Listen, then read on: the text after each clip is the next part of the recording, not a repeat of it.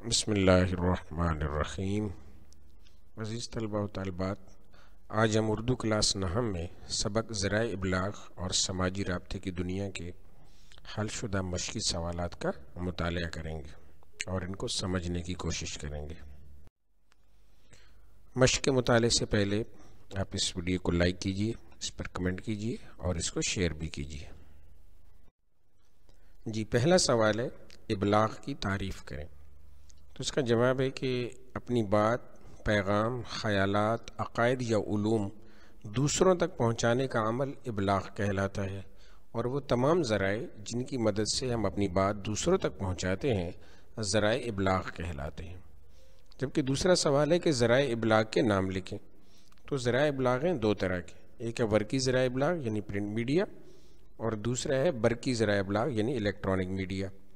تو جو ورقی ذرائع ابلاغ ہیں ان میں کتاب، اخبار، رسائل، پرچے، یہ سب چیزیں ہیں، جبکہ برقی ذرائع ابلاغ میں ٹیلی ویژن، ریڈیو، ٹیلی فون، انٹرنیٹ وغیرہ شامل ہیں۔ پرنٹ میڈیا اور الیکٹرانک میڈیا میں فرق واضح کریں۔ پرنٹ میڈیا، اردو میں اسے ورقی ذرائع ابلاغ کہا جاتا ہے۔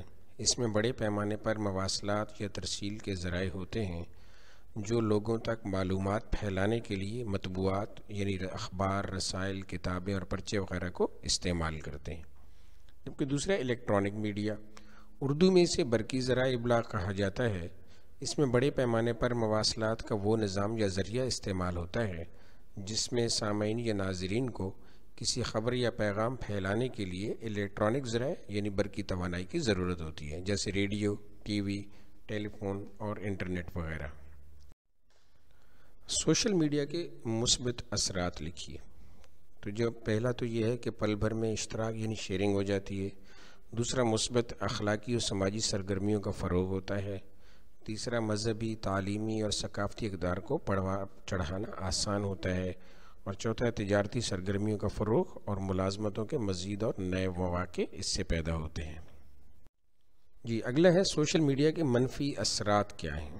تو اس کا جواب ہے کہ لایعنی اور بے معنی تحقیق یعنی ریسرچ میں وقت ضائع کرنا، تخلیقی صلاحیتوں کا منجمد ہونا، یعنی ہم کیا کرتے ہیں کہ انہی پہ انڈیپینڈنٹ ہو جاتے ہیں اور خود اپنی کریٹیویٹی کو ہم جو ہے سٹاپ کر دیتے ہیں، فریز کر دیتے ہیں۔ پرائیویسی کا احساس ختم ہونا، اور چوتھا ہے کہ جھوٹی خبروں کے یعنی فیک نیوز کے پھیلاؤ کا مرکز بھی جو سوشل میڈیا ہی ہے۔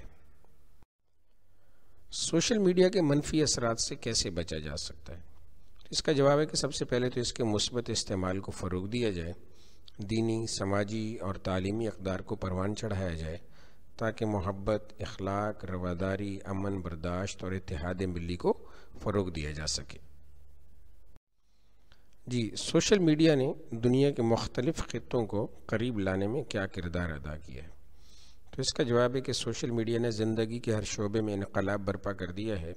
زندگی کے ہر شعبے سے متعلق معلومات کا ایک لمحے میں اشتراک یعنی شیئرنگ سے دنیا کو عالمی گاؤں بنا کر رکھ دیا ہے، یعنی گلوبل ولیج۔ سیاسی، سماجی، معاشی، معاشرتی اور مذہبی اقدار کے فروغ میں اہم کردار ادا کیا ہے۔